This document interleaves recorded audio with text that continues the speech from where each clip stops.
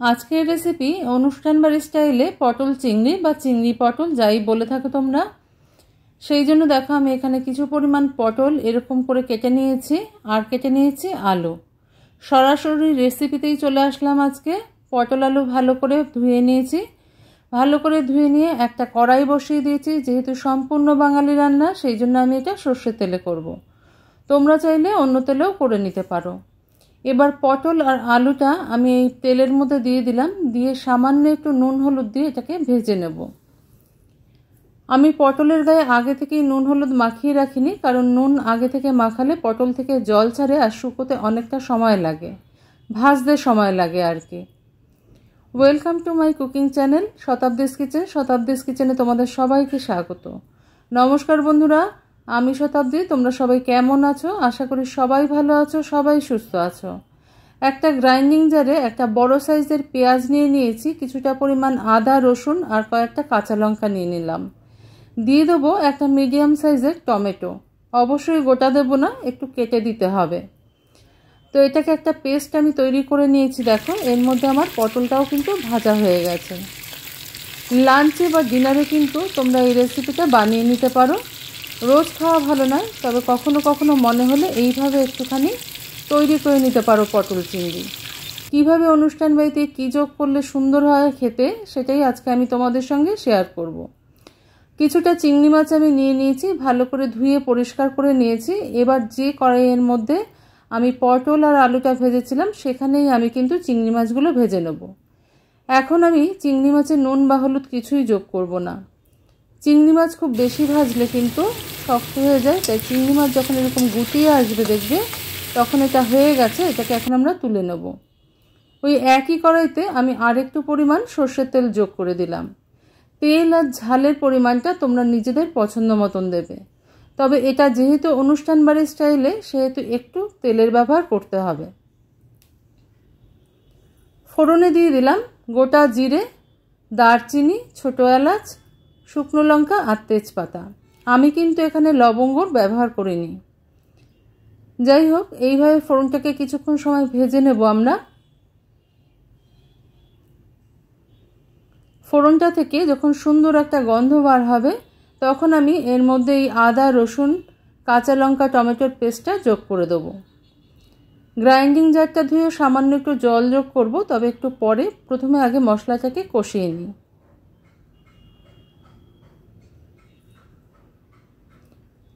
মশলাটা কয়েক সেকেন্ড কষাবার পর রেগুলার কিছু মশলা ধনে জিরে লঙ্কা হলুদ নুন আমি দিয়ে দিলাম এই মশলার মধ্যে।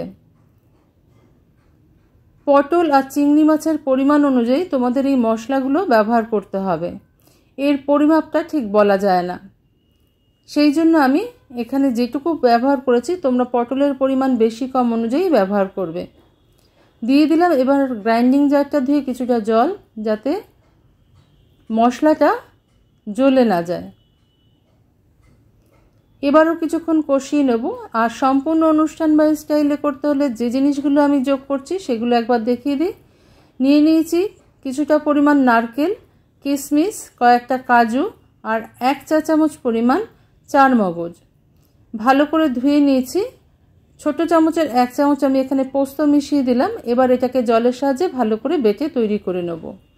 এর মধ্যে কিন্তু আমার মশলাটাও দেখো কষানো হয়ে গেছে। এবার আমি এই যে পেস্টটা তৈরি করলাম কাজু চারমগজ কিশমিশ আর নারকেল দিয়ে, সেটা কিন্তু যোগ করে দিলাম। এই গ্রাইন্ডিং জারটা ধুয়েও জল আমি যোগ করব, সেটাও একটু পরে যোগ করছি। প্রথমে একটু মশলাটা কষিয়ে নিই।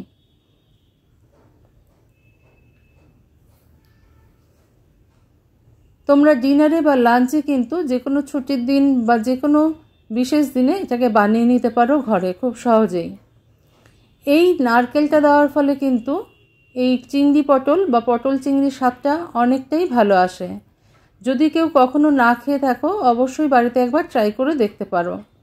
এবার ভেজে রাখা আলু আর পটলটা দিয়ে দিলাম আর গ্রাইন্ডিং জারটা ধুয়ে জলটাও যোগ করে দিলাম। এবার ভালো করে মিশিয়ে নেব সমস্ত কিছু একসাথে।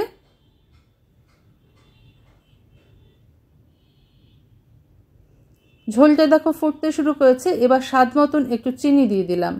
চিনি দিলে তরকারিটা কিন্তু মিষ্টি হবে না, কিন্তু স্বাদের একটা ব্যালেন্স আসবে। টেস্টের ব্যালেন্স না আসলে খেতে ভালো লাগে না, সেই জন্য আমি চিনিটা দিয়ে দিলাম। তবে যদি কেউ অপছন্দ করো চিনিটাকে স্কিপ করতে পারো, এটা অপশনাল। ঝোলটা ফুটে উঠেছে, এবার আমি একটু ঢাকা দিয়ে দেবো। ফ্লেমটাকে একদম লোতে করে দেবো, দিয়ে কিছুক্ষণ সিদ্ধ করে নেব। ফিরে আসলাম কিছুক্ষণ পরে। এবার আমি একটু দেখে নেব আলুটা সিদ্ধ হয়েছে কিনা। পটল যেহেতু নরম জাতীয় সবজি, তাই সহজেই সিদ্ধ হয়ে যায় ভাজবার সময়, আর আলুটা সিদ্ধ হতে একটু সময় লাগে। তাই আমি একটু চেক করে নিচ্ছি আলুটা সিদ্ধ হয়েছে কিনা। হ্যাঁ, আলুটাও সিদ্ধ হয়ে গেছে। দেখো, আরেকবারও আমি দেখিয়ে দিচ্ছি, আলুটাও সিদ্ধ হয়ে গেছে।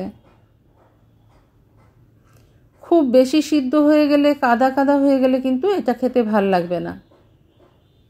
আমি বলতে চাইছি আলুটা যদি গলে যায়, একেবারে ঝোলের সাথে মিশে যায়, তখন খেতে ভালো লাগবে না। গ্রেভিটা কিন্তু খুব ঘন হয়ে এসছে। এবার আমি একটুখানি জল যোগ করবো এর মধ্যে। আমি চিংড়ি মাছ ভেজে যে বাটিটাতে রেখেছিলাম সেই বাটির জলটাই যোগ করব। তার আগে ভাজা চিংড়িগুলো দিয়ে দিলাম। চিংড়িগুলো দিয়ে একটুখানি সময় নাড়িয়ে নেব। চিংড়ি মাছ ভেজে যেই বাটিটাই রেখেছিলাম সেটার মধ্যে চিংড়ি মাছের তেলটাও রয়েছে, সেই জন্য আমি ওই বাটি ধোয়া জলটাই ব্যবহার করছি।